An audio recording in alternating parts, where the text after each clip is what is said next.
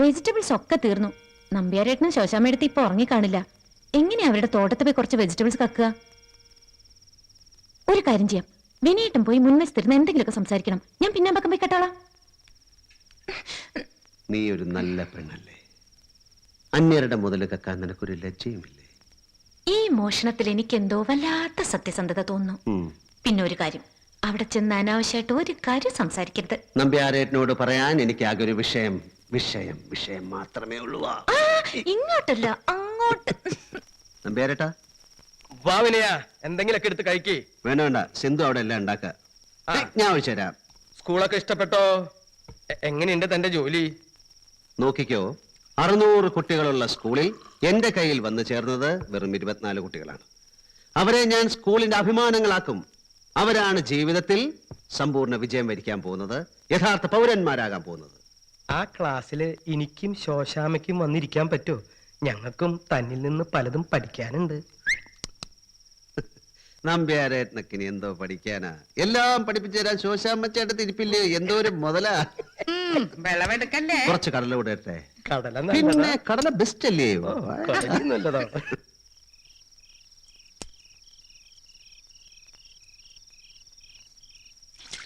സിന്ധു ഒറ്റയ്ക്കിരിക്കല്ലേ? വിനേന്ദ്രൻ പോതല്ലേ? ഞാനെങ്ങും ഇല്ല, അവള് കിടന്നുറങ്ങട്ടെ, അത് കഴിഞ്ഞ് പോവാം. അതെന്താ അങ്ങനെ? അവള് കിടന്നുറങ്ങട്ടെ, അത് കഴിഞ്ഞ് ഞാൻ ഒച്ച ഉണ്ടാക്കാതെ ഉണത്താതെ പോയി കിടന്നോളാം. അതെന്താ അങ്ങനെ? എന്നെ കൊണ്ട് വയ്യ, ദിവസവും ദിവസവും. ഭാര്യയില്ലേ, അവരുടെ അവകാശല്ലേ? ചേട്ടാ, ഞാൻ എന്തെങ്കിലും ഒന്ന് പറഞ്ഞാ മതി, അപ്പോഴേക്കും അവളങ്ങ് വികാരവതിയാകും. പിന്നെ അറിയാമല്ലോ, അത് അവിടെ ചെന്നേ അവസാനിക്കും. പക്ഷെ ചേട്ടാ, എന്തിനൊരു അളവൊക്കെയില്ല നമ്പേരേട്ടാ. ഇന്നലെ പാട്ടും ബഹളമൊക്കെ കേട്ടു, എന്തായിരുന്നു? ഇന്നലെ ഞാനും നല്ല മൂഡിലായിരുന്നു. ആണോ? ക്ലാസ് ഒക്കെ തുടങ്ങിയ സന്തോഷമല്ലേ? ആ വിശേഷങ്ങളൊക്കെ ഒന്ന് പറയാൻ തുടങ്ങുമ്പോഴേക്കും സിന്ധു എന്റെ മാറിലേക്ക് ചാഞ്ഞു. ഇപ്പൊ ഒരു പുതിയ ഹെർബൽ ഷാമ്പു ഇറങ്ങിയിട്ടുണ്ട്, ചെമ്പകപ്പൂക്കൾ കൊണ്ട് മാത്രം ഉണ്ടാക്കുന്നത്. അതൊക്കെ തേച്ച് കുളി കഴിഞ്ഞ് സിന്ധു ഇങ്ങോട്ട് ഇറങ്ങി വന്നേ ഉള്ളൂ. എന്റെ ചേട്ടാ, അതിന്റെ മണം മൂക്കിൽ അടിച്ചോണ്ടല്ലോ നമ്മുടെ കംപ്ലീറ്റ് ഞരമ്പുകൾ അങ്ങോട്ട് എണീക്കും. പിന്നെ എന്തിനാ എങ്ങനെയാ? നല്ല ലാളനെയൊക്കെ കൊടുത്ത ശേഷാണല്ലോ അല്ലേ? നല്ലോണം ലാളിപ്പിച്ചിട്ടാ. എങ്ങനെ? എങ്ങനാന്ന് വെച്ചാല്, ആ കൈ ഇങ്ങോട്ട് തന്നെ. അതെ, ഈ കയ്യിൽ നമ്മളിങ്ങനെ പിടിച്ചൊക്കെ ഞെക്കിയാലേ അവര് വിചാരിക്കും നമ്മൾ ഏതാണ്ട് തിരുമുകാരാണ്. ഇതൊരു പൂവായിട്ട് വിചാരിക്കണം. എന്നിട്ട് ഇങ്ങനെ മൃദുലമായിട്ട് തടകണം.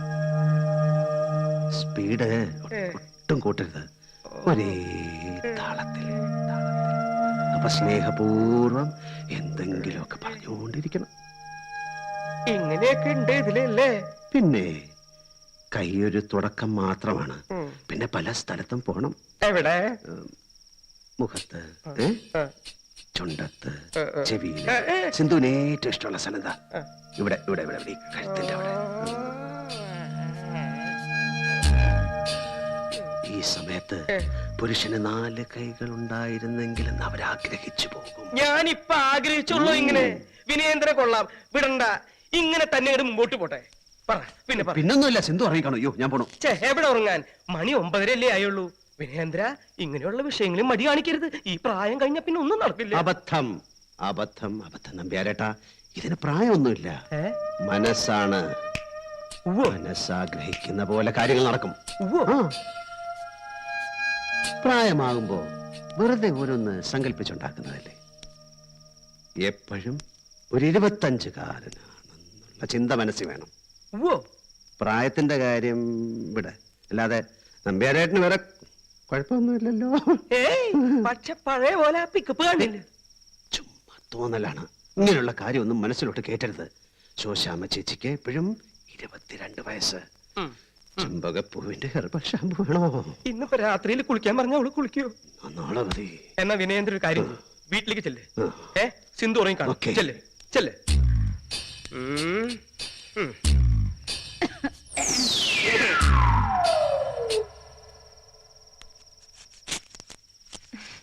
അവിടെ പോയി എന്തൊക്കെ പറഞ്ഞു പിടിപ്പിച്ചു? നമ്പ്യാരേട്ടനും ശോശാമ്മ ചേട്ടത്തിക്കും ഇന്നാദ്യ രാത്രി. അതെന്താ? വാ കാണിച്ചു തരാം. അയ്യോ, സ്റ്റൂ അടുപ്പിക്കിടക്കണോ? സ്റ്റൂ അവിടെ കിടക്കട്ടെ. അയ്യോ, സ്റ്റൂ. ദേ ഇപ്പൊ കേടും അവിടെ വിളക്കുകൾ. എന്താ അങ്ങനെ? ഇന്ന് രാത്രി നമ്പ്യാരേട്ടന് വയസ്സ് 25, ശോശാമ്മ ചേട്ടത്തിക്ക് 22, നമുക്കും. എന്ത് പറ്റി? നമ്പ്യാരേട്ടനെ ഇളക്കാൻ പോയി ഞാൻ ഇളകിപ്പോയി. അയ്യോ, സ്റ്റൂ. നമുക്ക് പിന്നെ ഇളക്കാം. അയ്യോ, വിനീത, വാതിൽ തുറന്നെടുക്കണം. അയ്യോ, കൊച്ചേ.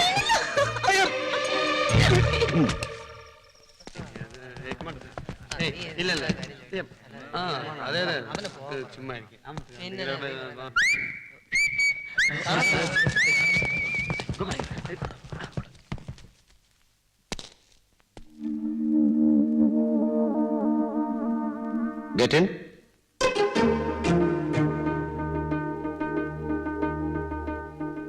സർ, ഞങ്ങൾ അകത്താണ് ഇരിക്കുന്നത്. സാറാണ് പുറത്ത് നിൽക്കുന്നത്. You please get in. No. You please get inside the class. നിങ്ങൾ ദയവേത് ക്ലാസ്സിലേക്ക് വാ. ഇന്ന് നിങ്ങളുടെ ക്ലാസ് റൂം പുറത്താണ്. Come on.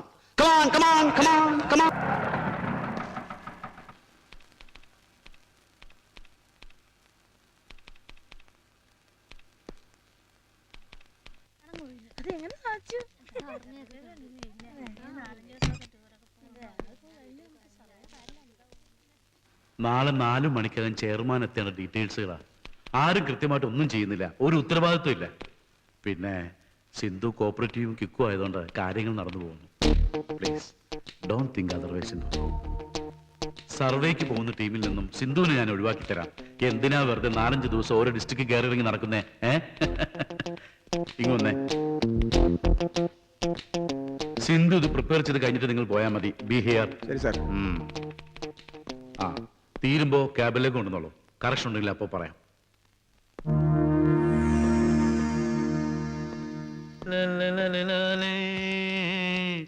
என்ன இன்று பூமி சுத்தி வராசை.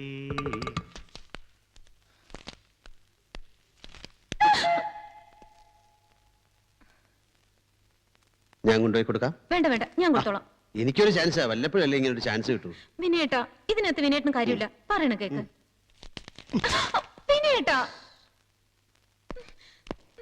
വിനയേട്ടാ, ഇത് എന്റെ ഓഫീസ്, അത് മറക്കരുത്. സിന്ധു എന്റേതാണ്, അതും മറക്കരുത്. നീ വരണ്ട. വന്നാൽ എന്റെ കൺട്രോൾ വിട്ടുപോകും.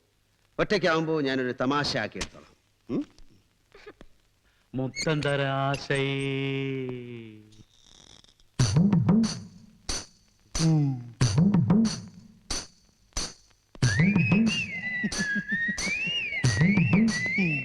Hello mister Vineen, please it down.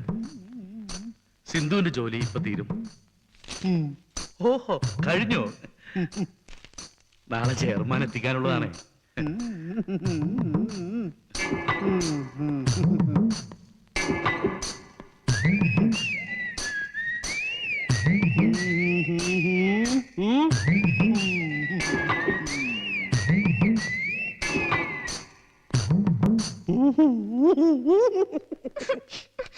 നല്ല ശരിക്കും കൊടുത്തു.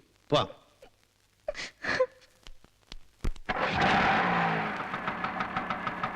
എന്താ കേറാത്ത? എന്താ മുഖം മുറിപ്പിച്ചിരിക്കുന്നത്? ശോശാമേട്ടത്തി, താക്കോല്.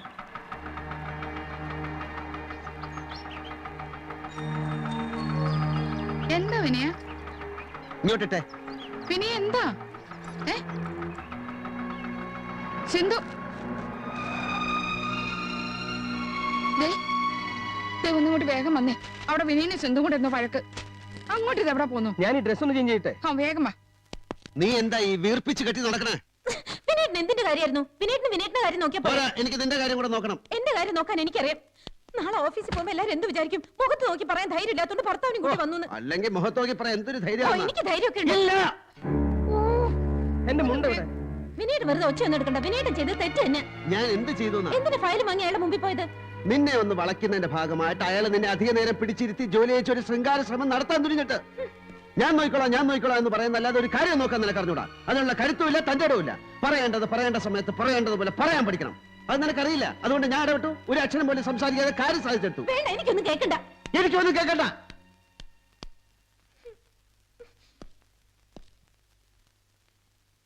മനുഷ്യരുടെ ഒരു ഗതി. പരസ്പരം എന്തൊരു സ്നേഹം എന്ന് പറഞ്ഞ് നാക്ക് വായിലെടുത്തിന് മുമ്പ് തുടങ്ങി ബഹളം.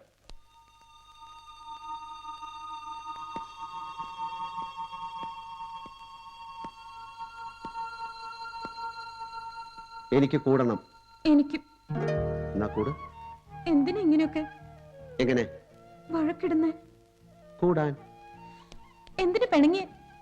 ഇണങ്ങാൻ. ഇനി ഇങ്ങനെയൊന്നും വേണ്ട കേട്ടോ. അയ്യോ വേണ്ട കേട്ടോ.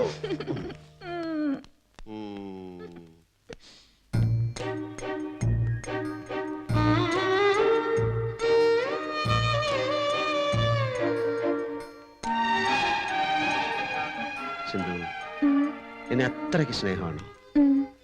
എങ്കിൽ നമുക്ക് സ്നേഹിച്ച് സ്നേഹിച്ച് സ്വർഗരാജ്യം വരെ പോകാം. അവിടെ ചെല്ലുമ്പോൾ ഒരു ദേവനെയും ദേവിയെയും കണ്ടാ സിന്ധു എന്ത് ചോദിക്കും? 1000 വർഷം വിനയേട്ടന്റെ കൂടെ ജീവിക്കാനുള്ള വരം ചോദിക്കും. എന്നാ കണ്ണു തുറന്ന് ചോദിച്ചോ. അയ്യേ, അമ്പടി, എന്താ ആഗ്രഹം. എന്നെ കെട്ടിപ്പിടിക്ക്. നിങ്ങൾ രണ്ടുപേരും കൂടെ തല്ലുകൂടുന്നത് കണ്ട് രസിക്കാമെന്ന് കരുതിയാ ഞങ്ങൾ വന്നത്. അപ്പോഴേക്കും നിങ്ങൾ സ്വർഗരാജ്യം വരെ പോയി കളഞ്ഞല്ലോ. ഇപ്പൊ എന്തിനായിരുന്നു ഈ വഴക്ക്? ഇവളുടെ ഓഫീസിൽ ഒരുത്തൻ കുറെ നാളായിട്ട് ഇവളുടെ പിന്നാലെ ചുറ്റി കളിച്ച് നടക്കുക.